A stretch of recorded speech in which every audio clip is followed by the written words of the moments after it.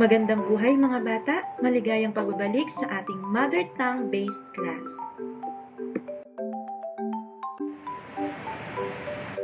Ang ating paksang aralin para sa araw na ito ay pagtatao sa pangungusap o personifikasyon. Ano-ano ba ang ating mga layunin para sa ating paksang aralin ngayon? Una, layunin nating makilala at matukoy ang pagtatao sa pangungusap. Pangalawa, layunin nating magamit ang pagtatao sa pangungusap. Bago natin simulan ang ating talakayan, sagutin muna natin ang ating unang pagsubok. Para sa panuto, basahin at tukuyin ang uri ng tayutay sa sumusunod na pangungusap. Isulat sa malinis na papel ang inyong napiling sagot. Para sa unang bilang, inilipad ng hangin ang aking mga pangarap. A. Metapora o B. Pagtatao.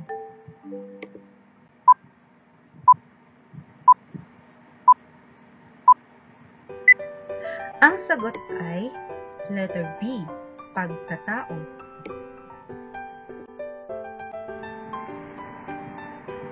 Para sa ikalawang bilang, lumuha ang langit kasabay ng aking nararamdamang kalungkutan. A. Pagtatao o B. Metapora.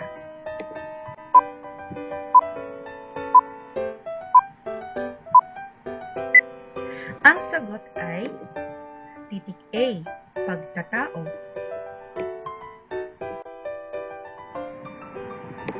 Para sa ikatlong bilang, binulungan ako ng malamig na hangin. A. Metapora o B. Pagtatao.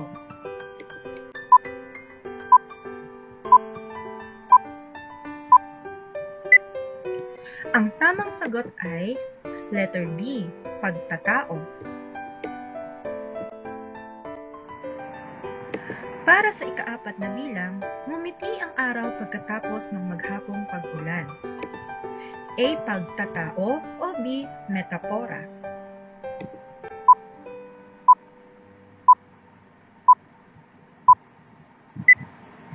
Ang wastong sagot ay titik A, pagtatao.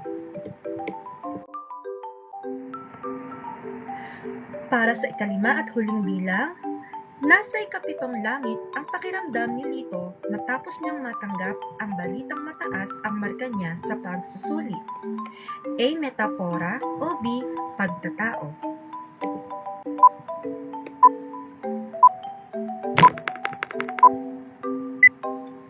Ang tamang sagot ay titik A, metapora.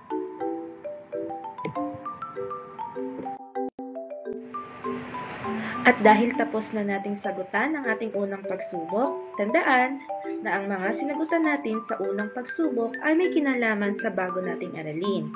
Ngayon naman, sagutan natin ang ating baliktanaw. Para sa panuto, basahin at tukuyin ang metapora na ginamit sa pangungusap. Isulat sa malinis na papel ang inyong napiling sagot. Para sa unang bilang, ang kamay ng aktres ay yelo sa lamig dahil siya ay kinakabahan. A. Kamay ng aktres ay yelo sa lamig o B. Dahil siya ay kinakabahan.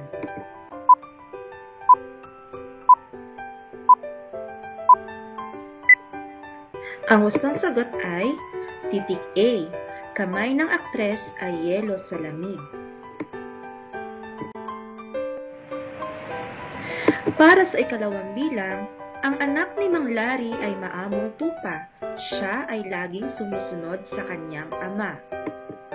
A. Siya ay laging sumusunod sa kanyang ama o B. Anak ni Mang Larry ay maamong tupa.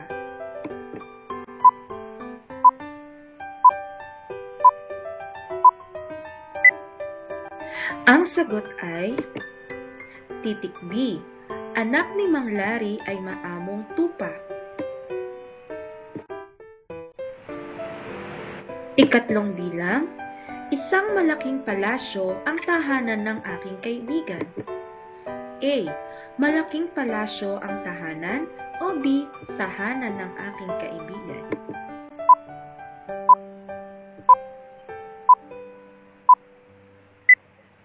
Ang sagot ay titik A. Malaking palasyo ang tahanan.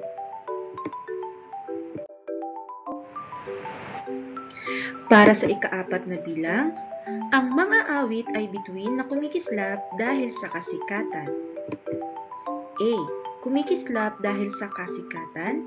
B. Mga awit ay bituin na kumikislap.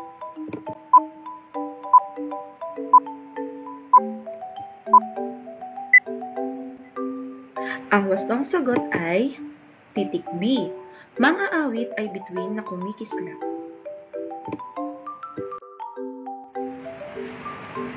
Para sa ika-5 at huling bilang, ang bagong silang na anak ni Jessica ay isang magandang rosas. A. Bagong silang na anak ni Jessica na iwinangis o inihambing sa rosas, o B. Isang magandang rosas na inihambing o iwinangis sa bagong silang.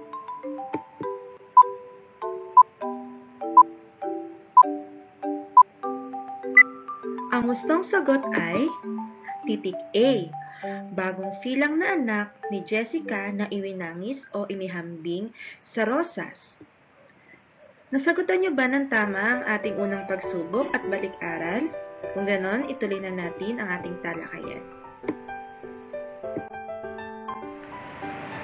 Bago natin alamin ang tungkol sa ating paksang aralin, alamin muna natin ang kahulugan ng tayutay o sa Ingles ay figure of speech. Ano ba ang kahulugan nito? Ang tayutay ay matalinghagang pahayag na nagbibigay ng mabisang kahulugan upang lalong maging mabisa at makulay ang isang paglalarawan.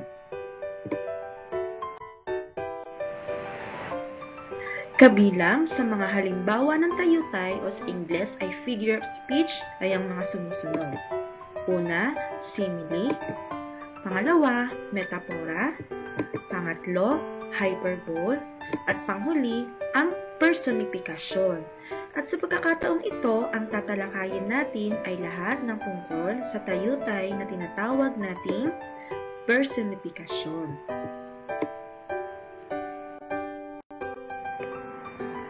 Ano ba ang kahulugan ng pagtatao o personifikasyon? Ang pagtatao o personifikasyon ay tayutay na inahahalin tulad ang bagay sa katangian ng tao. Ito ay nagbibigay buhay sa isang bagay na walang buhay. Mga salitang pandiwa at pangalan ang ginagamit sa pagpapakilos nito.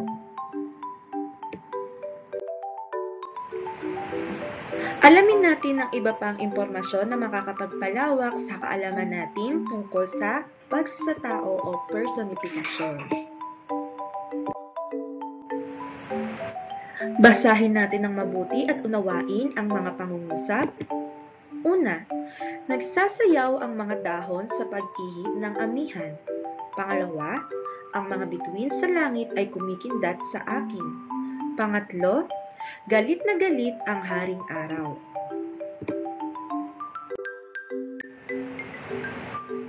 Ika-4 na pangungusap, niyakap ng dilim ang lahat sa buong paligid. At panghuli, sumalubong ang malamig na hangin sa akin. Ang ating mga binasang pangungusap ay halimbawa ng mga pangungusap na naglalaman ng personifikasyon o pagtatao. Ngayon, talakayin natin ang bawat isa. Balikan natin ang unang pangungusap. Nagsasayaw ang mga dahon sa pag-ihip ng amihan. Saan ang bahaging dahon ay halimbawa ng bagay na walang talino. At binigyan natin ng katangian ng tao na nagsasayaw. Ano ang bagay na nabigyan ng katangian ng tao? Ang binigyang katangian ng tao ay ang dahon.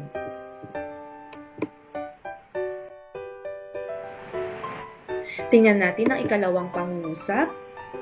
Ang mga bituin sa langit ay kumikindat sa akin. Ang halimbawa ng bagay na walang talino ay bituin. na binigyan natin ng katangian ng tao na kumikindat. Ano ang bagay na nabigyan ng katangian ng tao? Ito ay ang bituin.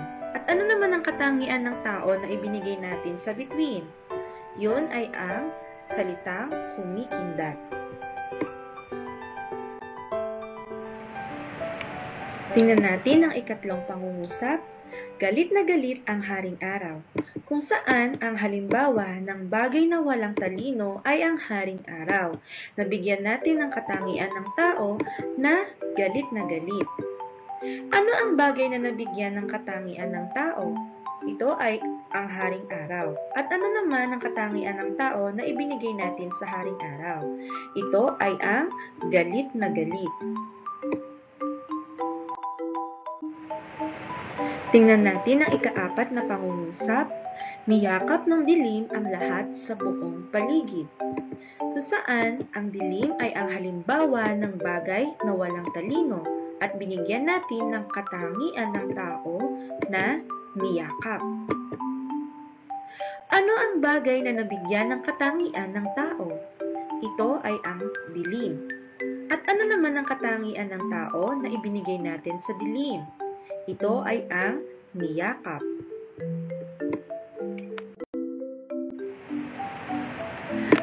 Para sa ika-5 pangungusap, sumalubong ang malamig na hangin sa akin. Ang bahaging hangin ay ang bagay na walang talino at binigyan natin ng katangian ng tao na sumalubong. Ano ang bagay na nabigyan ng katangian ng tao? Ito ay ang hangin. At ano naman ang katangian ng tao na ibinigay natin sa hangin? Ito ay ang sumalubong. Tingnan naman natin ngayon ang iba pang halimbawa ng mga pangungusap na naglalaman ng personifikasyon o pagtatao. Sa pamamagitan ng iba pang halimbawa, tukuyin natin ang personifikasyon at pagtatao sa bawat pangungusap na ating mababasa. Narito ang iba pang halimbawa ng mga pangungusap na naglalaman ng personifikasyon o pagtatao. Una, mabilis tumakbo ang oras sa taong masipag. Ang bagay na walang talino ay oras at ang katangian ng tao na inilagay natin ay tumakbo. Pangalawa, kumakaway ang labahin ni nanay. Ang bagay na walang talino ay labahin at ang katangian ng tao na ibinigay natin sa labahin ay ang kumakaway. Pangatlo, naglalaro ang mga alon sa gilid ng dagat. Ang bagay na walang talino sa pangungusap ay ang alon at ang katangian ng tao na ating ginamit para sa alon ay ang naglalaro.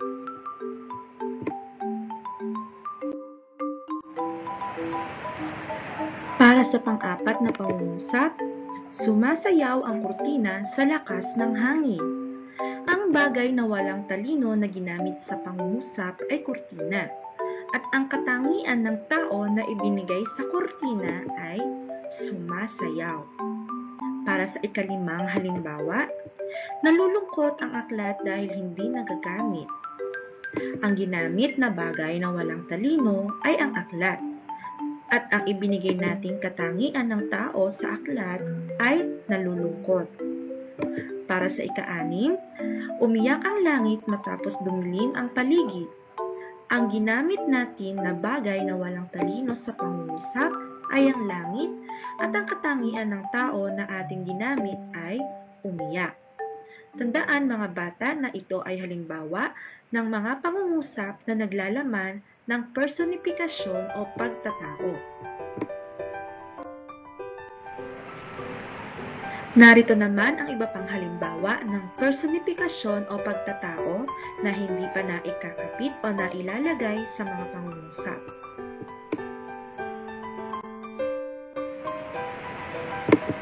Una, ngumiti ang mga bulaklak. Pangalawa, nagrereklamo ang mga gadget. Pangatlo, Nagmagandang gabi ang buwan. Pang-apat, hinindatan ako ng araw. At panghuli, parang nagalit ang lupa. Matapos nating talakayin ang kahulugan ng personifikasyon o pagtatao, pati na rin ang mga iba pang halimbawa nito, subukan nating sagutan ng gawaing isa. Para sa panito, gumuhit ng masayang mukha kung ang pahayag ay gumagamit ng personifikasyon at iguhit ang masayang mukha na may guhit na pula kung ito ay hindi ginagamitan ng personifikasyon. Gawin ito sa inyong kwaderno o sa isang malinis na papel. Sa bahaging ito, kayo ay magkakaroon ng sapat na oras para basahin at unawain ang 5 katanungan. Magkakaroon kayo ng sapat na oras para sa inyong pagsasagot. Matapos ng inilaan na oras, ay iwawasto natin ang inyong sagot at aalamin ninyo kung ano ang inyong magiging puntos.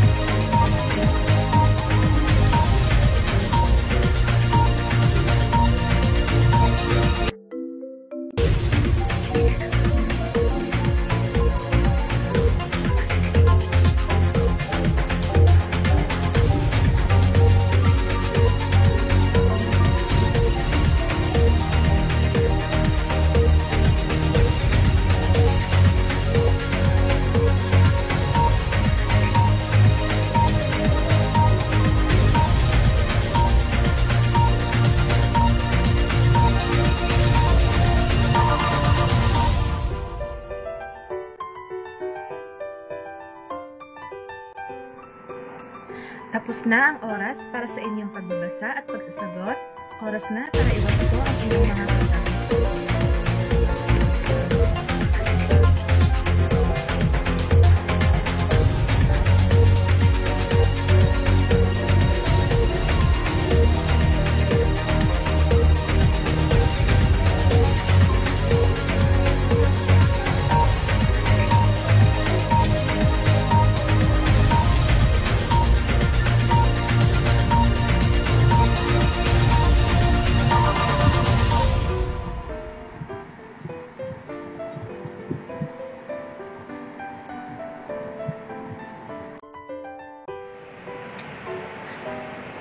Ano naman ang mga dapat nating tandaan tungkol sa ating paksang aralin na personifikasyon o pagtatao?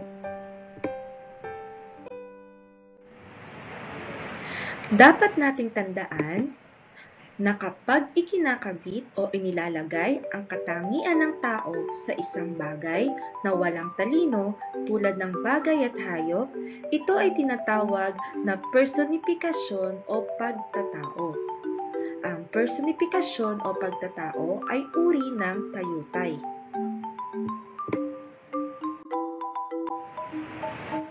Ngayon naman ay sagutan natin ang gawain 2.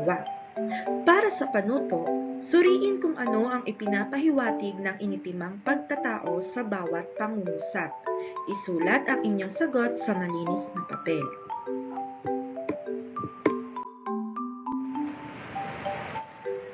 Para sa unang bilang, nalulungkot ang mga aklat sapagkat lagi na lamang cellphone at computer ang ginagamit ng mga bata. Ang may salungguhit na pahayag ay nalulungkot ang mga aklat. A. Maalikabok at hindi na nagagamit ang mga aklat. O B. May mukha ang mga aklat at malungkot ito.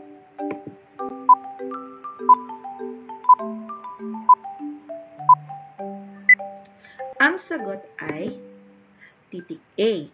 Maalikabok at hindi na nagagamit ang mga aklat. Ikalawang bilang, sumisilip na ang araw sa kaulapan. Ang may salungguhit na pahayag ay sumisilip na ang araw. A. Buong-buo na nakikita ang bahagi ng araw sa ulap. B.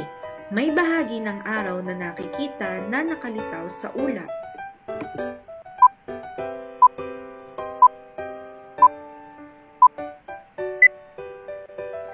Ang wastong sagot ay titik B.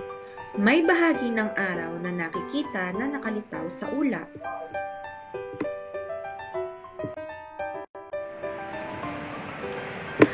Ikatlong pangungusap, galit na galit ang mga alon sa dalampasigan.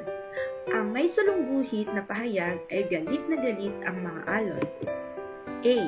Matataas at delikado ang mga alon, o B. Kalmado at ligtas ang mga alon.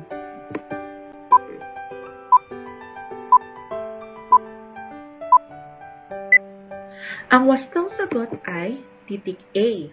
Matataas at delikado ang mga alon. Para sa ika-4 na bilang, hinipo ng sulat ang aking puso. Ang pahayag na may salungguhit ay hinipo ng sulat. A. Naapektuhan ng sulat ang emosyon ng bumasa, o B. Hindi pinansin ng bumasa ang mensahe ng sulat.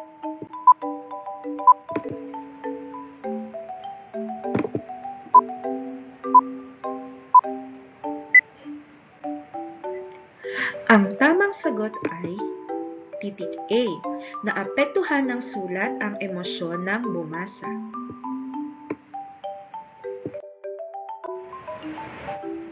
Para sa ika-5 at huling bilang, lumuha ang kalangitan kaninang umaga. Ang pahayag na may salungguhit ay lumuha ang kalangitan. A. Tumindi ang sikat ng araw kaninang umaga, o B. Umulan kaninang umaga.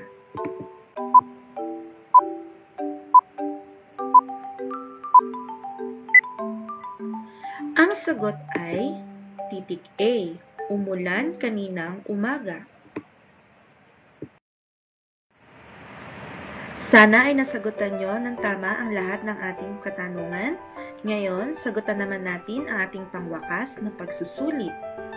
Para sa panuto, lagyan ng check kung ang pangungusap ay ginamitan ng tayutay na personifikasyon o pagtatao at X kung hindi. Kayo ay magkakaroon ng sapat na oras para magbasa at magsagot. Matapos ito ay iwawasto natin ang inyong mga napiling sagot para makuha ang inyong puntos.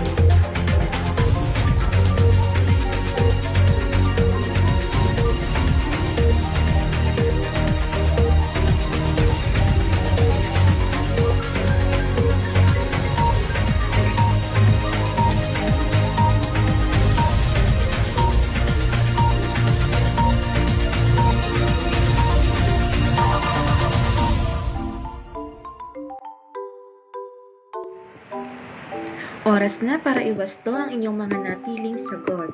Narito ang mga wastong sagot para sa ating pangwakas na pagsusulit.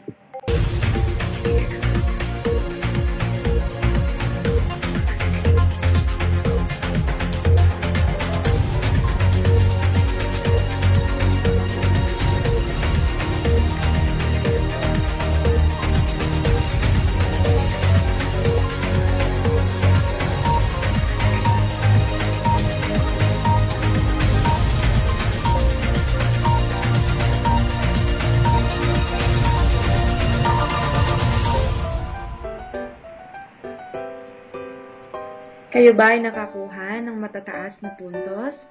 Sana ay nakapasa kayo lahat sa ating pagsusulit at sana naunawaan ninyo ang ating paksang aralin ngayon na tungkol sa personifikasyon o pagtatao, isang uri ng tayutay. Ito na ang ating huling gawain para sa araw na ito. Muli, ako si Binibining Crisel Ladia, ang inyong guro para sa araw na ito. Maraming salamat!